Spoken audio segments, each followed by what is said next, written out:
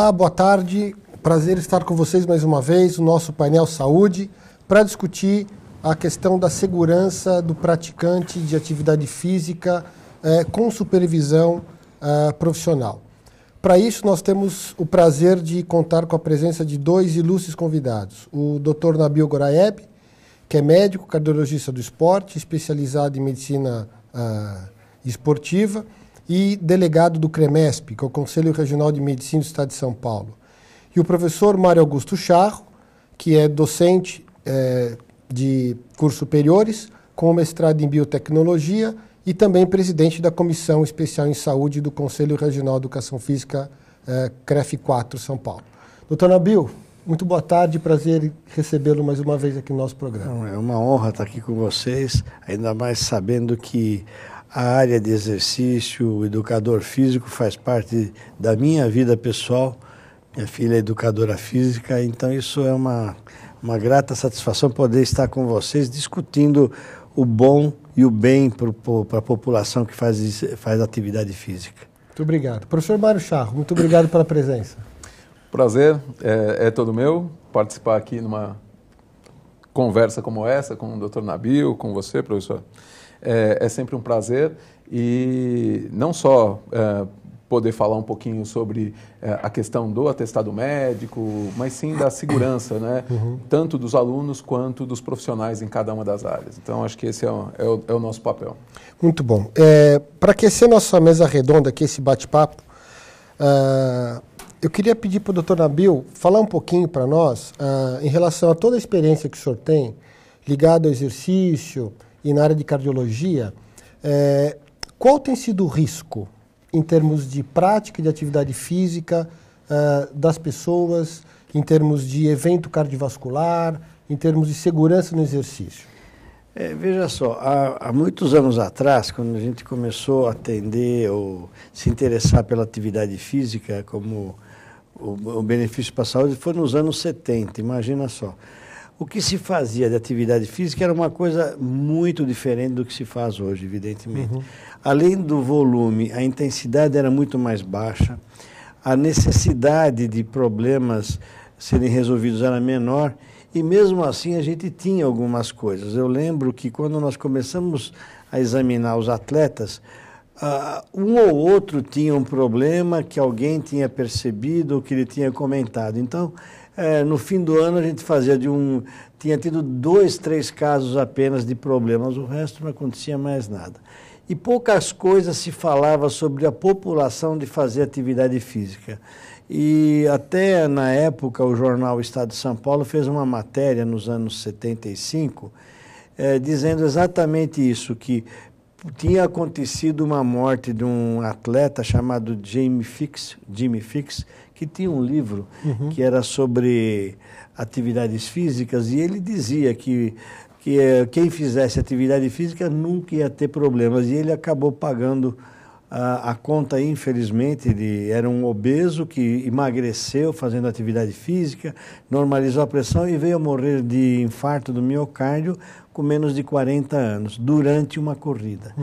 Então, por conta disso, nós começamos a estudar o assunto e hoje chegamos até onde vocês sabem, o próprio nosso ouvinte, telespectador que estuda atividade física sabe que o risco é baixo, mas existe, e a gente tem que deixar mais próximo do zero.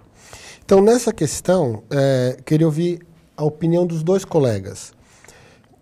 Tentar chegar próximo do zero significa fazer uma boa avaliação física, professor Mário, em termos de diagnóstico das condições desse indivíduo, e depois ouvir o doutor Nabil, em termos de atestado médico, que também iria na mesma direção de tentar minimizar o risco. Professor Mário, qual o papel da avaliação física nesse processo de risco da prática de atividade física? Sim.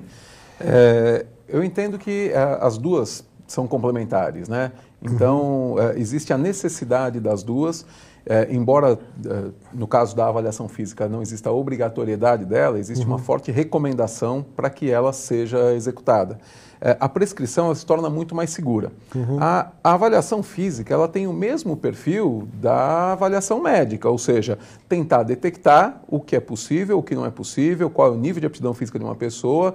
Então, logicamente, vindo da área médica um laudo e, na verdade, um atestado, né, que foi elaborado a partir de um exame que foi feito, um exame clínico, né? A gente tem condições de fazer uma prescrição com mais segurança, ou seja, sabendo quais são as limitações, porque quando chega esse atestado, a ideia é que ele chegue não com a prescrição, mas sim com as restrições, o que a pessoa não deveria fazer, ou que não poderia fazer, ou até onde ela poderia fazer. E a partir disso, fazendo uma avaliação física, uma anamnese, verificando todo o histórico dessa pessoa, né? Histórico atual, bem como o histórico pregresso dessa pessoa, verificando a característica dela em relação à sua aptidão física, pensando nos aspectos neuromotores, nos aspectos cardiorrespiratórios, a sua composição corporal. Então, atender os objetivos de forma segura seria algo muito mais tranquilo a partir desse princípio. Eu acho interessante que é isso que vocês colocam, porque, na verdade, exatamente é o papel do médico. E sabendo que entre os 400 mil médicos brasileiros, não chegam a 100 os que sabem alguma coisa de atividade física, 100 é pouco, vamos pôr lá 500, vai. A maior parte dos médicos se resume em dar um atestado muito mais genérico, sem nenhuma informação para o professor. Então a gente tem hoje faz uma campanha entre os médicos, nos congressos médicos, nas reuniões médicas, em que o médico tem que ser um pouco mais proativo no sentido de deixar claro para o professor quais são as limitações que eu encontro naquele indivíduo. E evidente, isso eu tenho que levar em conta, se esse indivíduo vai andar no parque ou ele vai correr numa bicicleta, ou se ele vai fazer uma corrida de longa distância, ele vai fazer uma corrida tipo maratona, meia maratona. Então, é importante, se o médico não sabe, a nossa recomendação é que ele não dê o atestado. Se ele não sabe do que se trata o assunto, é melhor ele falar, olha, eu só sei dizer que você tem isso de doença, agora eu não entendo de atividade física. Essa seria a recomendação que a gente coloca isso por escrito agora na diretriz que está saindo sobre atestados médicos, que o médico não deve se atropelar. Mesmo aquele que sabe alguma coisa sobre atividade física, ele não tem que dizer, olha, eu quero que você faça isso, isso, aquilo.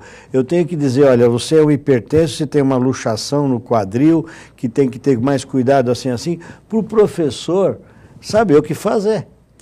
O duro é que às vezes sobra para o professor, vou fazer como nas escolas de São Paulo, dá um piquezinho de 3 minutos, vamos ver o que você sente. Olha, o que ele sente pode ser o começo do fim dele. Então não tem cabimento, eu tenho que dar informação para você o que você pode usar nessa pessoa. Ela pode fazer musculação, ela pode fazer spinning, ou ela vai fazer só a caminhadinha dela. E isso é muito importante para não atrapalhar as pessoas de fazer atividade física, que é o foco maior de todos nós, incentivar a atividade física na população. Agora, considerando a periodicidade, vamos pensar assim, em termos de avaliação física e de renovação do atestado. Qual que seria a proposta, ou pelo menos um pensamento genérico aqui, de orientação para as pessoas? É importante fazer avaliação física de X em X período? É importante fazer uma reavaliação médica a partir do atestado de X período? Como é que vocês veem isso? Então, nós temos uma questão legal, né? A questão legal, ela fica em relação à lei estadual que estabelece aí o atestado médico para ingresso na atividade, bem como também fala na questão de você ter um atestado recente. Então, fica uma questão administrativa, como estávamos comentando, né, professor, doutor Nabil? A questão administrativa é assim, esse recente acaba ficando algo próximo ao que os órgãos de fiscalização vão fazer. A Anvisa, na sua diretriz da fiscalização, ela estabelece que é necessário um atestado médico no local e esse atestado deve ser anual. Então, administrativamente, isso resolve o problema. Mas a colocação, doutor Nabil, que eu concordo plenamente, é possível que haja alguma intercorrência, que haja alguma coisa no meio do período. Sim. E se acontecer alguma coisa no meio do período, eu não preciso aguardar um ano. Na verdade, eu não devo aguardar um ano. Eu acho que o papel do professor é muito importante nesse momento, porque se você está com o seu aluno e ele está fazendo tudo direito, seguindo as orientações, está num perfil muito interessante e de repente quebrou o dedo num acidente bobo. Eu parei 15 dias. O que eu faço na volta? Teoricamente, todo mundo faz o seguinte, volta e toca para frente de onde parou. Dependendo da doença que ele teve, por exemplo, uma situação de uma cirurgia de hérnia, parou 2 meses. Ele tem que refazer o exame médico dele porque mudaram as condições. Então, aí quem vai falar para ele fazer é o professor. Olha, eu acho melhor você conversar com o seu médico, saber se você já está em plenas condições de iniciar atividade física ou não. Porque o doutor não vai ter chance de ver isso, se ele não vier no meu consultório. Você que está com o paciente ou com esse esportista no dia a dia, recomende a ele. Quando você fala, nós falamos administrativamente, isso é por uma experiência já de longos anos, nós chegamos à conclusão seguinte, exame médico de piscina nos clubes. Tem clube que pede cada 6 meses, outro pede cada 90 dias. E qual é o critério? É grana. Cada 6 meses dá menos entrada de dinheiro, cada 3 meses entra mais dinheiro para sustentar lá o exame médico. Então, na verdade, nenhum critério leva à base científica. E do ponto de vista médico-científico, o que interessa para nós? Fazer um exame e ele não mudar o perfil físico dele durante um ano, ótimo, dá para durar um ano. Nós estamos usando o seguinte critério na cardiologia aplicada ao esporte. Se o indivíduo não tem nada, uma vez por ano é suficiente? Ou quando ele tiver intercorrências, teve um problema, volta no médico. Se ele é um indivíduo que faz esportes radicais, vai fazer lá meia maratona, maratona inteira, vai fazer, sei lá, deserto. Corrida de aventura. Recomendamos a cada 6 meses, porque o estímulo fisiológico sobre o organismo é muito forte. Então é importante a gente analisar o que está acontecendo. Então, cada 6 meses. E se o indivíduo tem uma doença, ele é um hipertenso, ele é um cardiopata que está liberado para atividade física, a recomendação é passar no médico a cada 90 dias ou cada 120 dias. É um critério, vamos dizer assim, um pouco mais lógico e fisiológico e compreensível, tanto pelo médico como pelo professor, pelo educador que está com aquele aluno. Eu posso... Só concluindo, porque perguntou também em relação à avaliação física. No caso da avaliação física, nós temos também o critério administrativo, o que atende à necessidade da academia, do clube, que acaba sendo assim, olha, eu vou marcar a cada 3 meses uma reavaliação, ou vou marcar a cada 4 meses uma reavaliação, mas esse não seria o melhor critério pensando em avaliação física.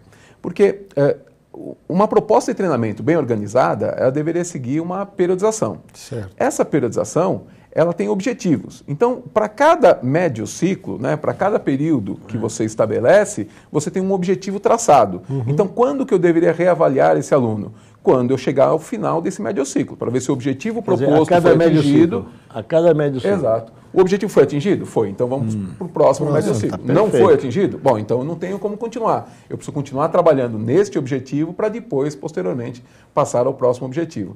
Então, mas administrativamente isso é muito difícil para uma academia. Porque talvez acabe concentrando muitas avaliações num período e deixando outros períodos com uma ociosidade.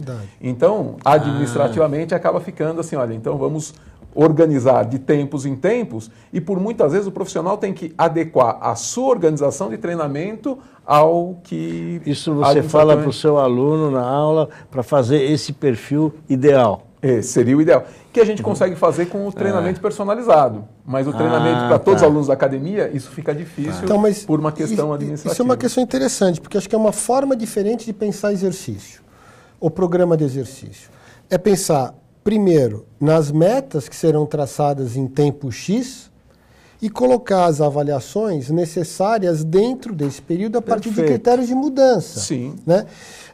E aí envolve a ação do professor nas reavaliações e até de algumas medidas que ele julga mais importantes do que outra. Sim. E a mesma coisa a questão do próprio médico. Então imagine, os alunos acabam tendo mudança em composição corporal, mas eu não sei se isso gerou mudança em lipídio sérico, por exemplo. Então talvez fosse interessante um acompanhamento em paralelo, porque eu acho que o que vocês estão tratando aqui, e esse tema acho que ele é um pouco revolucionário na discussão, até em termos de evolução, é pensar em conjunto. Sim. Pensar em conjunto exercício.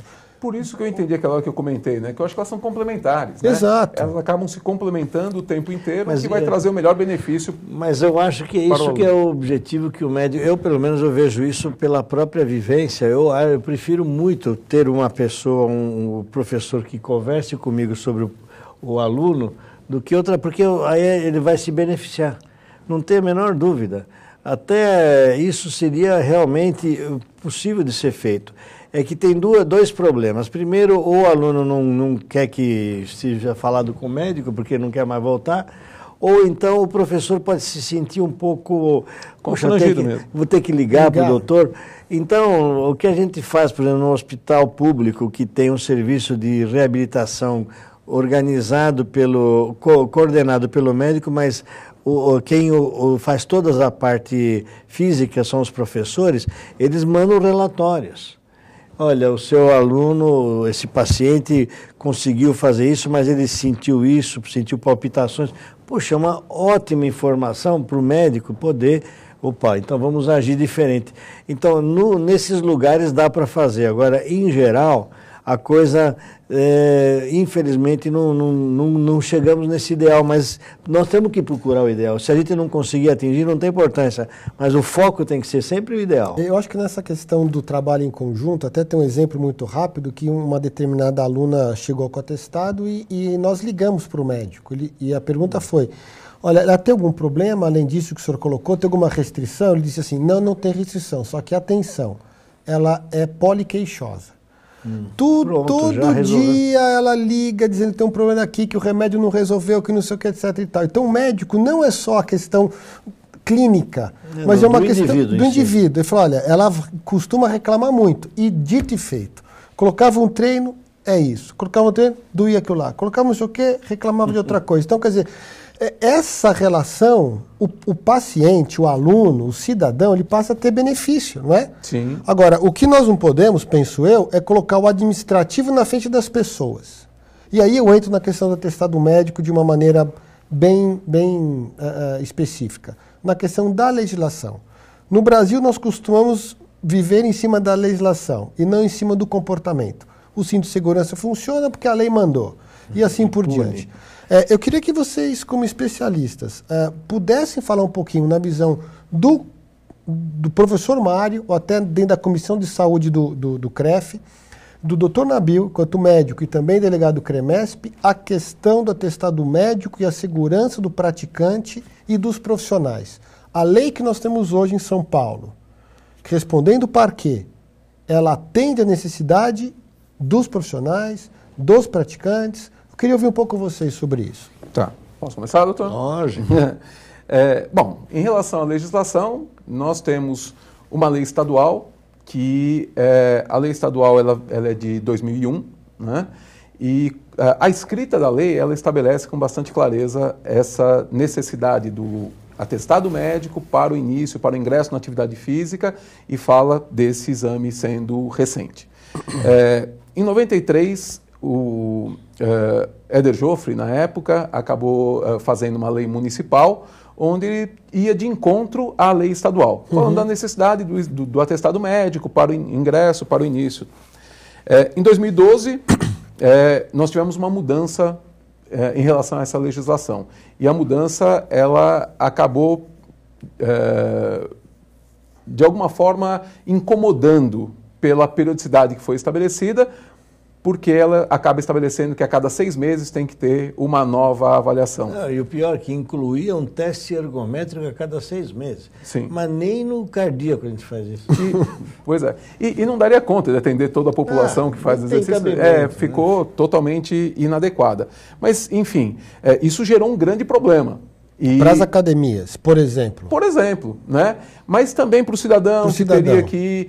nem todo mundo tem essa necessidade.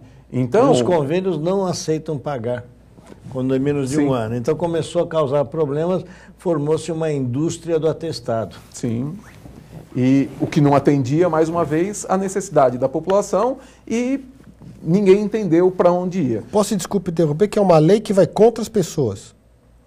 Quer dizer, que dificulta a vida das pessoas. Dificulta a vida, não contra, mas que dificultaria... Dificulta a entrada na atividade física da população, dificulta o médico de ter um critério médico para fazer, foi uma coisa assim imposta, sem nenhuma base científica. Eu posso falar de experiência nisso, porque foi um desastre para os médicos. Sim. E sem a consulta dos dois conselhos principais envolvidos na situação. Com ninguém, nem com ninguém. Simplesmente alguém resolveu que tinha que fazer isso. E nós ficamos sabendo que passou a se vender mais atestado médico no Largo do Socorro do que qualquer outro lugar. Isso em 2012? Isso em 2012. Na verdade, foi junho de 2012. Em 2013... Não, desculpa, não foi junho. Foi no começo de 2012. Fevereiro de 2012. Tá. Fevereiro de 2012.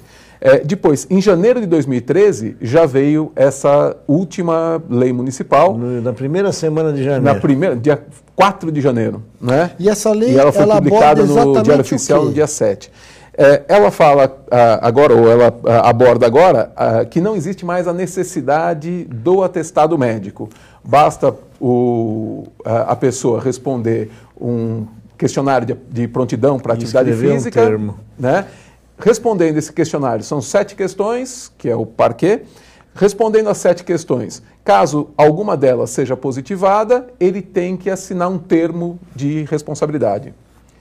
Então, basicamente, é isso que a lei estabelece. E ele tem que assinar um termo já também, dizendo que qualquer coisa que acontecer com ele, ele é responsável. A responsabilidade, são 2 termos de responsabilidade que estão associados aí a essa lei. Bom, o que algumas pessoas acabaram entendendo é que essa era a nova legislação. Então, algumas pessoas, algumas academias entenderam que essa é a nova legislação. Só que a legislação municipal, ela é complementar, ou ela pode ser complementar à legislação estadual. Ela não pode se sobrepor à legislação estadual. Então, o que nós temos hoje? O quadro que se apresenta hoje é um quadro que, para seguir a lei estadual, que deve ser seguida, é necessário o atestado médico, a partir do exame médico que foi feito, né, da avaliação médica que foi feita, e ele deve ser recente. E, além disso, tem que ser respondido o parquê, e caso seja positivo, um compromisso lá, né? Termo de consentimento? Como se fosse um termo de consentimento. Exatamente isso. Então, hoje nós temos as duas coisas. Só que, de acordo com o interesse, as pessoas estão vendo assim, olha, então eu vou falar só o da lei municipal. Então você faz aqui, você preenche o parquê, por acaso positivou, então assina o termo junto a... A crítica maior desse parquê são algumas coisas. Primeiro, ele é um questionário absolutamente light. Ele não tem nenhuma profundidade que dê segurança diagnóstica. Por quê? Não fala dos antecedentes pessoais, não fala dos antecedentes familiares, não fala das situações que esse indivíduo pode ter. E depois, confiar na palavra do próprio interessado em responder sim ou não. Que ele pode nem saber mesmo. Ele pode nem saber do que se trata e vai indo não e acabou. Então, nós médicos consideramos isso absolutamente irregular, não é validado para usos específicos em academia. E por que isso?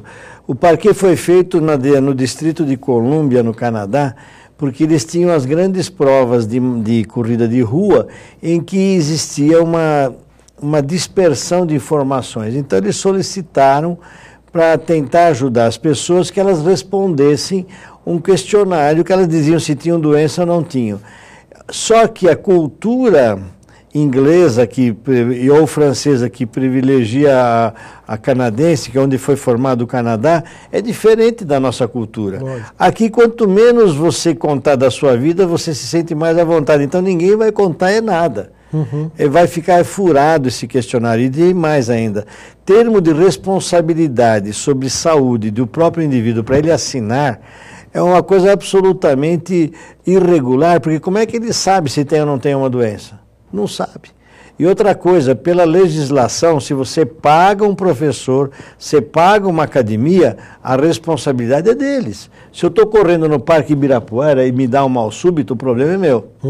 Agora, se eu estou pagando para entrar num lugar onde alguém vai me fazer exercícios, usar os equipamentos lá localizados, pelo Código de Defesa do Consumidor, a responsabilidade passa a ser de quem recebeu o meu pagamento para cuidar.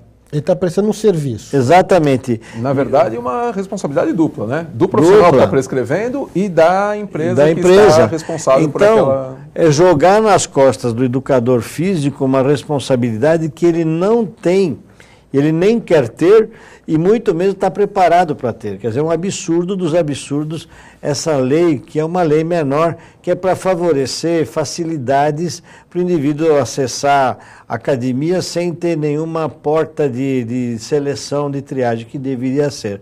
Então nós voltamos àquela questão. Durante 5 anos eu fui diretor médico da Runner. Nesse período de 5 anos, nós fizemos obrigatoriedade do teste ergométrico para quem tivesse mais do que 35 anos de idade. E nós encontramos 33% dos testes alterados.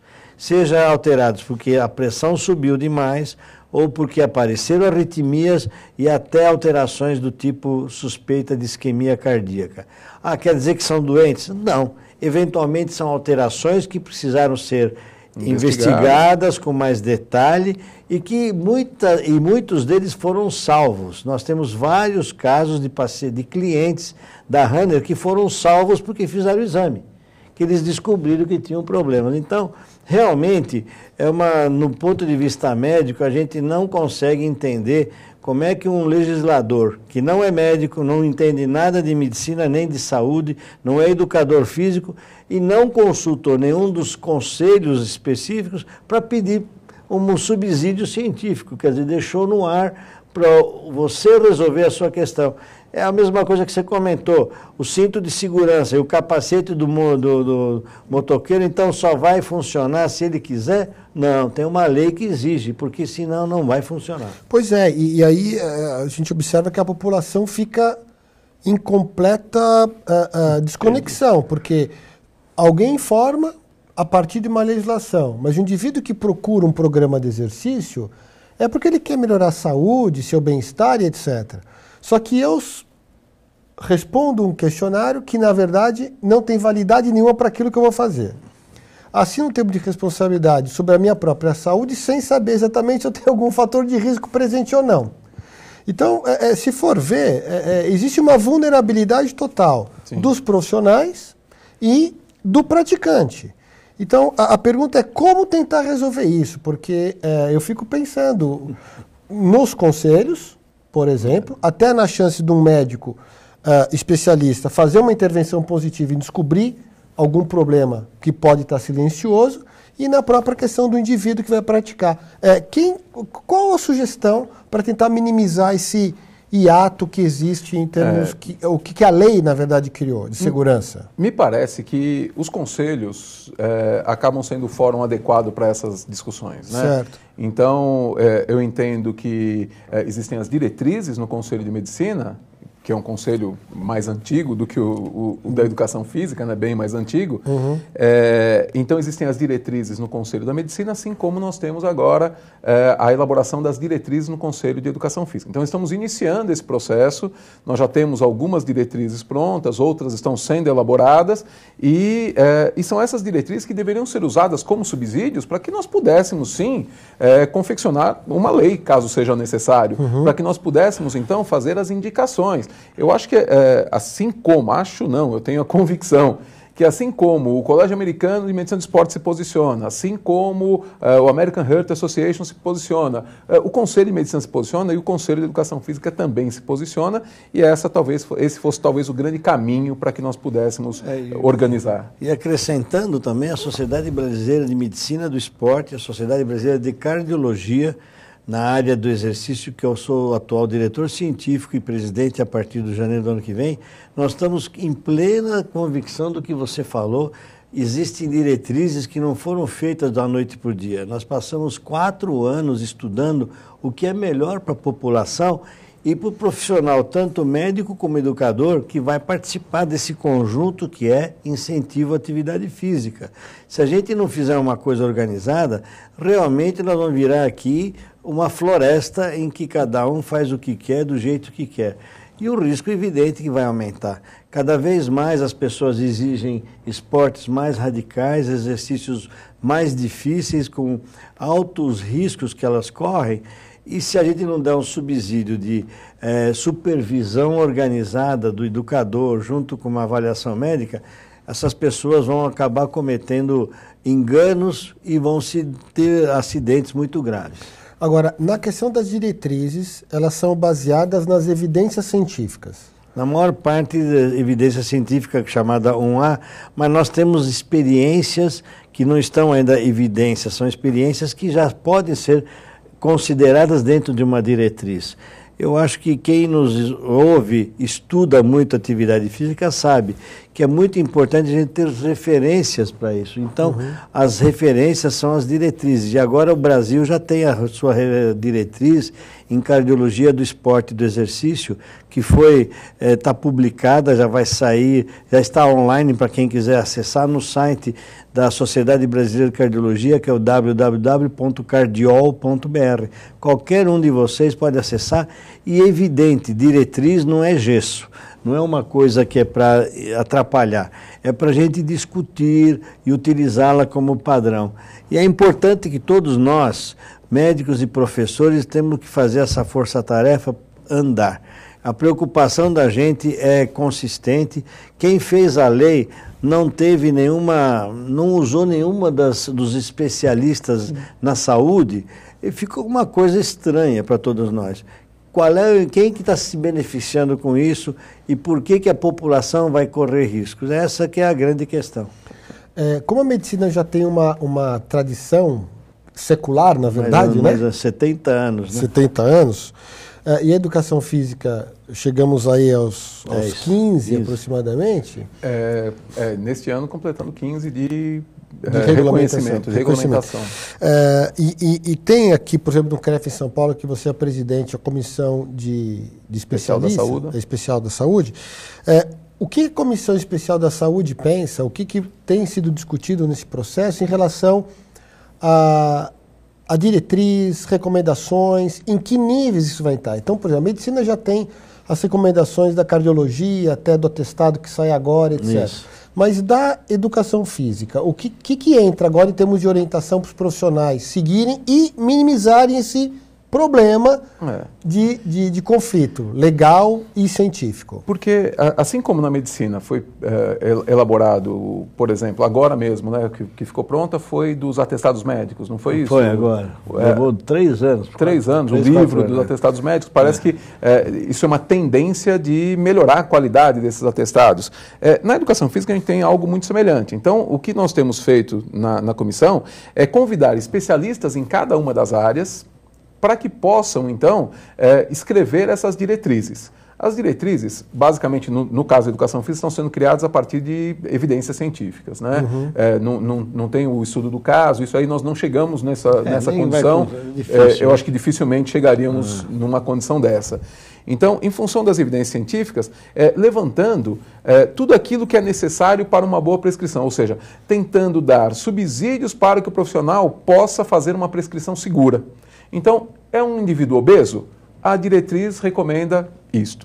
É um sujeito diabético? A diretriz indica isto. Idoso? Então, idoso, cardiopata, e nós vamos então fazer, na medida do possível, quantas forem necessárias, né? Então, trabalhar com câncer, com HIV, com fibromialgia, tudo aquilo que já existem evidências mostrando o benefício do exercício físico para aquela população, pretendemos desenvolver então diretrizes orientadas para essa população. Isso é muito importante, porque, por exemplo, nas sociedades médicas, há uns 15 anos, mais ou menos, começou a se fazer as diretrizes orientadas pela Associação Médica Brasileira. Na cardiologia nós temos diretrizes de hipertensão, de infarto, de reabilitação, de arritmias. Quer dizer, conforme a necessidade do colega, ele precisa de ter porque ele não consegue atualizar tudo o que acontece no mundo. A diretriz, vamos dizer assim, um compilado. Compilado,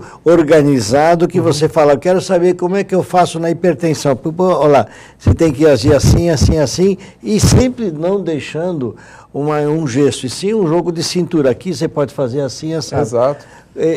Antigamente a gente fazia reuniões que duravam uma semana para sair uma diretriz. Hoje a gente já faz por meio eletrônico, em que nós determinamos, olha, você vai cuidar dessa área, você vai cuidar dessa área, pega mais 3 ou 4 experts no assunto, depois a gente tenta compilar tudo e todo mundo opina. É evidente que vai ter erros, sempre tem. Mas a cada 2, 3 anos a gente refaz a diretriz. É exatamente isso, porque, na verdade, é muito dinâmico. Então, o que a gente tem observado, né, é que as evidências elas vêm sempre trazendo novidades, e novidades que são mais interessantes, têm trazido resultados melhores do que algumas outras formas de execução. Então, nós pegamos o que vem da diretriz, por exemplo, da medicina, e pegamos em função das características do que foi sugerido ali e complementamos, né, acrescentamos quais são as recomendações de exercício. Então, vem lá uma orientação. O que é recomendado como exercício de força para essa população? O que é recomendado como exercícios com característica cardiorrespiratória? O que nós temos como flexibilidade? E para cada uma das áreas vem qual é a recomendação mais indicada. Baseado na informação da educação física, do educador físico, nós acrescentamos o fortalecimento muscular no treinamento do hipertenso e do cardiopata, que antigamente a gente não deixava. Nós aprendemos com a educação física que tem que ser agregado isso, e isso nos trouxe, e já faz parte da diretriz, fazer exercícios aeróbicos e acrescentar fortalecimento muscular. Em todas as diretrizes de exercício da medicina, nós pegamos também de vocês o que vocês nos ensinam e colocamos na diretriz. Agora, nessa questão, então, eu posso entender que essa questão desse espaço científico e aplicado com as diretrizes, tanto na área médica como na educação física, minimiza. Em termos de segurança para o médico que vai fazer um atestado e para o professor. Nesse caso, maximiza a segurança. Maximiza, exato. Maximiza a segurança, porque minimiza o risco. Exato. E o médico agora nos atestados, nós estamos sugerindo sempre para ele que ele tem que entender que ele não tem que supor. Ele tem que pôr a evidência que ele viu na consulta médica. Perfeito. Eu examinei uma pessoa e descobri que ela tem isso, aquilo. Peço os exames que eu achar necessário, mesmo que não conste na diretriz, eu vou até onde eu acho que me convence que aquilo é desse jeito. Perfeito. Eu não posso parar. E vai ajudar, eu vou falar para o professor, olha, ele tem limitações assim, assim, assado. Ele tem um DPOC grave, não tem, ele precisa fazer exercícios. Agora, é evidente que eu não vou ter que ensinar a fazer exercício. A minha função é dar um limite para o professor. E qual é o melhor exercício? Quem vai escolher é o professor. Sempre isso. Houve uma época, uma confusão, que o médico ia prescrever exercício. Isso, primeiro, nós não temos capacidade para isso e nem temos conhecimentos mais aprofundados. Um ou outro até pode. Tem vários médicos que tiveram uma formação de educação física antes. Fizeram educação física e depois estudaram medicina. Ótimo. Agora, a maior parte dos médicos tem que se fixar na avaliação médica e a informação para o professor do que ele pode, aonde ele tem que parar o limite do exercício. E aí eu vou fazer 2 perguntas, então, pensando nas 2 profissões em conjunto. O que o médico deveria colocar no atestado? Porque hoje... Porque é ele que recebe. É o professor que recebe. Então, na visão dos dois, a pergunta é por que o atestado sai de uma forma, muitas vezes, e o professor recebe o atestado com aquele conteúdo que também não deixa clara a questão. Eu vou até passar na frente dele, eu vou contar 2 casos que eu tive na Runner.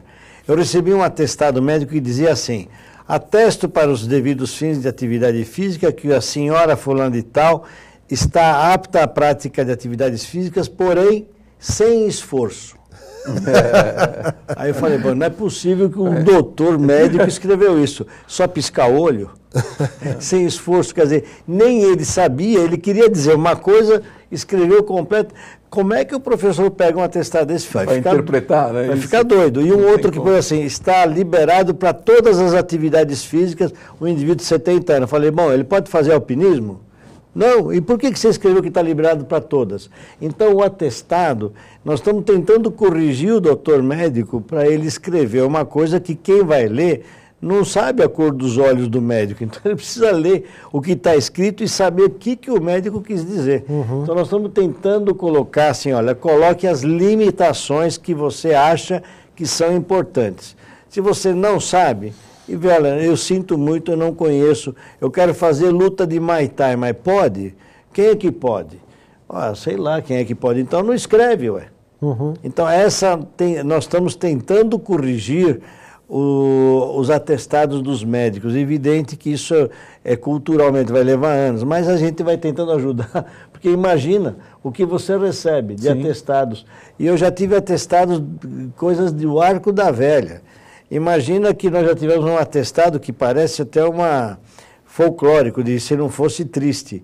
Uma artista de filme pornográfico foi fazer uma avaliação médica para ver se podia continuar fazendo filmes pornográficos, em termos de atividade física. Falei, bom, e o doutor ainda escreveu, está livre. Falei, mas você, como é que você chegou a essa conclusão? Quer dizer, isso não é brincadeira, eu estou falando sério, que eu já dei aulas em congressos médicos mostrando esse atestado que o doutor escreveu. Quer dizer, nem o doutor sabe por que escreveu isso.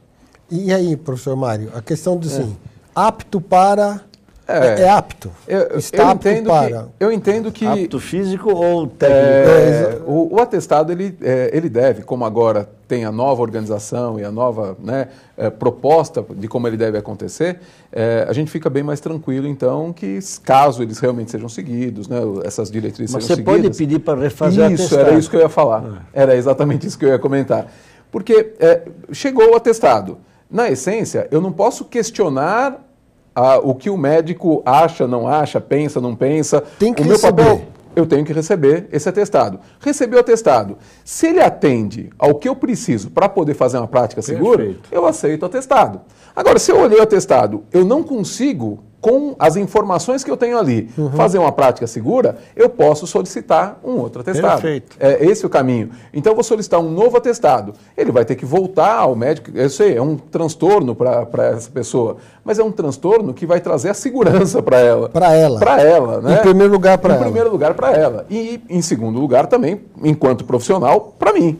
Porque eu preciso ter a segurança para poder fazer essa prescrição. Então, olha, o atestado não atende à minha necessidade. Eu posso reencaminhar com algumas solicitações ou com algumas adequações que sejam necessárias, e aí o médico novamente vai averiguar e vai fazer um atestado um pouco mais... Agora você vai ter médicos e médicos respondendo ao teu questionamento. Tenho certeza que alguns vão ficar muito bravos. Então, a gente tem que lembrar que é um país tem de tudo. Então, a gente não deve se estressar por causa de uma resposta enviesada. O doutor não gostou, tudo bem, conversa com o paciente, com esse teu aluno, fala, olha, eu tenho dificuldades em poder te ajudar no exercício físico, eu preciso de uma avaliação com mais detalhe. Tente outro médico. Nós estamos dizendo, inclusive, isso na diretriz. Se o doutor não for aquilo que você espera, você vai para outro. O que a gente vai fazer? É essa situação hoje. Imagina uma gestante, que confusão que deve dar na cabeça do professor para fazer exercício numa gestante. É complicado. Vai que ela não tinha avisado o doutor que vai fazer exercício e ela aborta.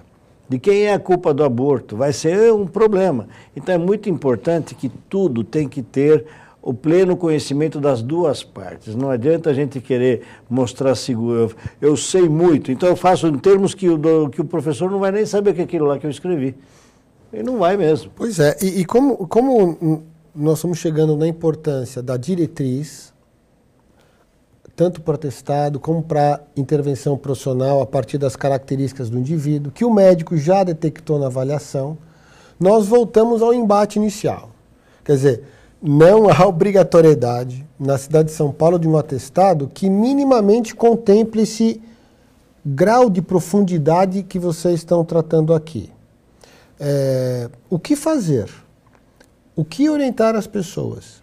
Que elas, independente da legislação, que elas procurem um profissional. Pergunta número 1, que até vocês podem responder à vontade. E 2, o que fazer perante a lei? Porque se os 2 conselhos percebem que isso agride a segurança das pessoas, e o papel dos conselhos é exatamente a segurança das pessoas e, por consequência, de todo mundo que está envolvido na prática do exercício, médico, professor e até a academia, vamos dizer assim, o que os conselhos poderiam pensar nessa direção? Então, são as 2 perguntas que eu faço, pensando nas pessoas envolvidas, fazendo exercício, na prática. Ok.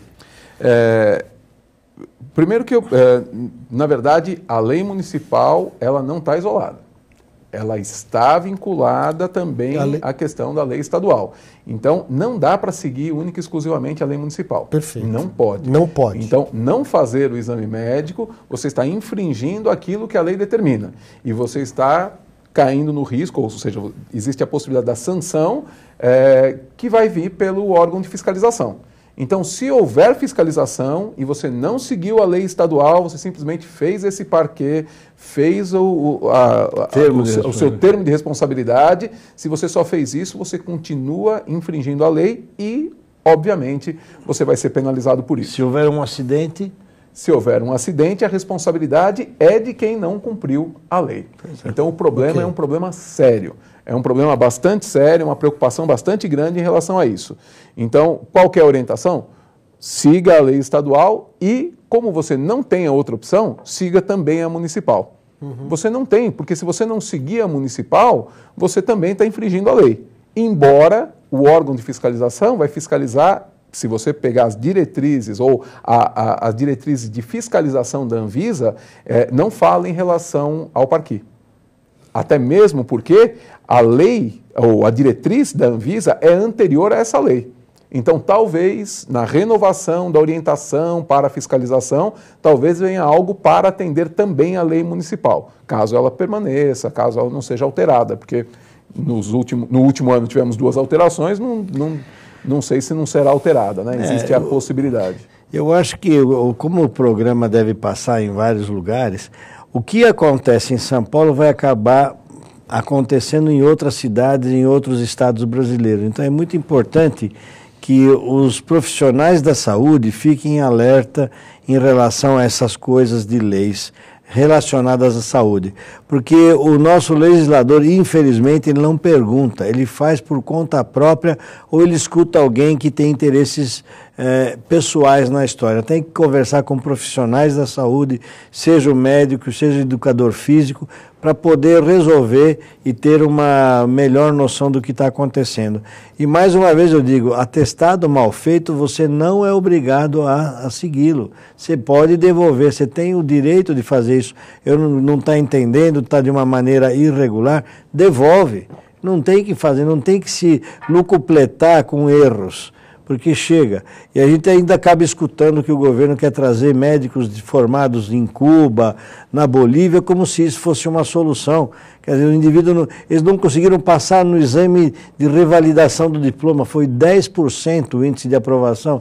Imagina a população que eles vão atender. Então, realmente, nós estamos meio perdidos nessa área da saúde, existe um descontrole geral e a gente tem que tentar ser o mais lúcido possível.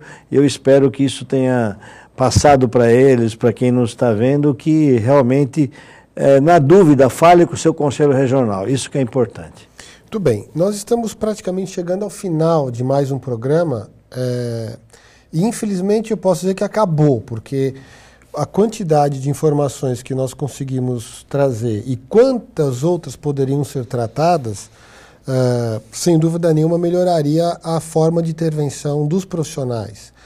E como, infelizmente, nosso tempo ele é restrito, eu queria não esgotar a discussão, até deixar o contato do professor Mário e do Dr. Nabil, para, na medida do possível, que eles pudessem deixar os seus contatos, para que novas consultas, se alguém tiver dúvida, pudesse tratar.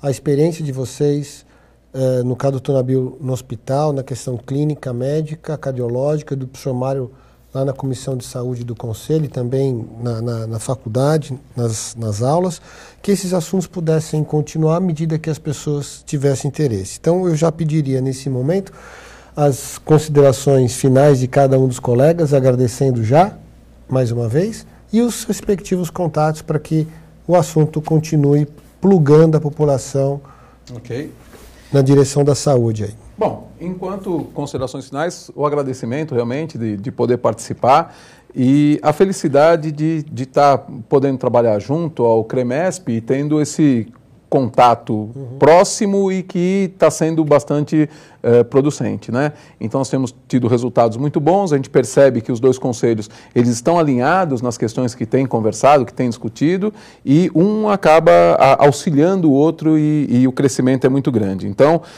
agradecer o Dr. Nabil aqui, agradecer ao seu convite para participar desse bate-papo e deixar sim o meu endereço eletrônico aí, caso alguém queira, é macharro@gmail.com.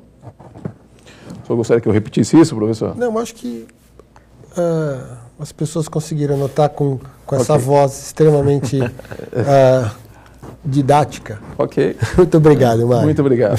Doutor Nabil. Eu fiquei muito honrado de estar aqui com vocês, porque essa parceria com a educação física não deve ser só para tomar chopp no fim do dia. Realmente ela é uma parceria científica, uma parceria saudável, que está olhando para a população. E foi muito importante, porque a gente se conheceu mais. Fiquei muito contente por isso. E mostrou que, na verdade, todos nós temos interesse maior, que é a saúde da população. É ela que é o nosso foco. Nós queremos que eles façam atividades físicas de uma maneira mais saudável possível, com o menor risco possível, que a gente seja beneficiado com todos nós fazendo atividades físicas sem nenhum constrangimento, sem nenhum risco, se possível. O meu site é o www.cardioesporte.com.br. Eu costumo responder as instigações e as perguntas e a gente fica à vontade de poder ter. Estou muito feliz de poder essa parceria com a educação física. Bom, mais uma vez, muito obrigado, professor Mário, doutor Nabil, e nós ficamos por aqui. E, por favor, mantenham então a ideia da segurança da prática do exercício, que começa por uma boa avaliação clínica, médica, e uma boa avaliação física, e, logicamente, outras questões, os equipamentos, das orientações que surgem a partir daí. Mas, nesse primeiro momento, a situação de segurança começa pela avaliação médica e pela avaliação física. Como nós ficamos por aqui, eu deixo meu abraço e até a próxima. Tchau, tchau.